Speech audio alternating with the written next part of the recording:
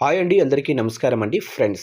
ఇక కొత్త పెన్షన్లపై సీఎం చంద్రబాబు అదిరిపోయే శుభవార్త అంటూ అప్డేట్ అయితే రావడం జరిగిందండి.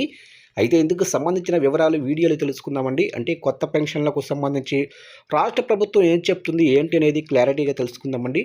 వీడియో పూర్తి వరకు చూడండి ఫ్రెండ్స్, అప్పుడే మనకి పూర్తి సమాచారం అయితే తెలుస్తుంది. ఇక లేట్ చేయకుండా టాపిక్లోకి వెళ్ళిపోదాము.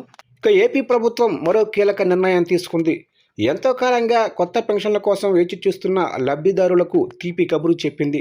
కొత్త పెన్షన్ల మంజూరుకు లైన్ క్లియర్ అయింది. ఈ మేరకు తుది మార్గదర్శకాలు కూడా ఖరారు చేస్తుంది.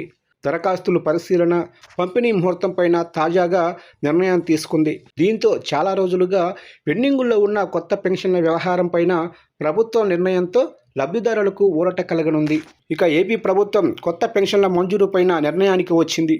కూటమి ప్రభుత్వం అధికారంలోకి వచ్చిన తరువాత పెద్ద సంఖ్యలో లబ్ధిదారులు కొత్త పెన్షన్ల కోసం వేచి చూస్తున్నారు. దీంతో ఈ అంశం పైన ప్రభుత్వం ఒక కీలక నిర్ణయం తీసుకుంది. కొత్తగా 3 లక్షల పెన్షన్ల మంజూరుకు ఆమోదం తెలిపింది. ఎన్టీఆర్ భరోసా పెన్షన్ల పంపిణీ ప్రభుత్వం ప్రతిష్టాత్మకంగా భావిస్తుంది. ప్రతి నెల 1వ తేదీనే ఇంటి వద్ద వీటిని అందిస్తుంది. వితంతువులు, వృద్ధులకు ప్రాధాన్యత ఇస్తూ కొత్తగా 3 లక్షల మందికి పెన్షన్లు ఇవ్వాలని నిర్ణయించింది. వీటికి సంబంధించి సెప్టెంబర్ 2వ వారం నుంచి దరఖాస్తులు స్వీకరించనున్నారు. దరఖాస్తుల పరిశీలన తర్వాత అర్హులకు అక్టోబర్లో పంపిణీ చేసేలా కార్యాచరణ సిద్ధం చేశారు. ఇప్పటికే దీనికి సంబంధించి సెర్ఫ్ అధికారులు పూర్తి కసరత్తు చేశారు. సెప్టెంబర్ 2వ తారీఖున జరిగే మంత్రివర్గ భేటీలో ఈ కొత్త పెన్షన్లకు సంబంధించి అధికారికంగా ఆమోద ముద్ర వేయనున్నారు. రాష్ట్ర వ్యాప్తంగా కూడా క్షేత్రస్థాయి నుంచి సేకరించిన సమాచారం మేరకు 1,70,000 మంది వితంతువులు ఉన్నట్లు ప్రభుత్వం గుర్తించింది. వారిలో 1,50,000 మంది అర్హులు ఉన్నట్లు ప్రాథమిక అంచనాకు వచ్చారు.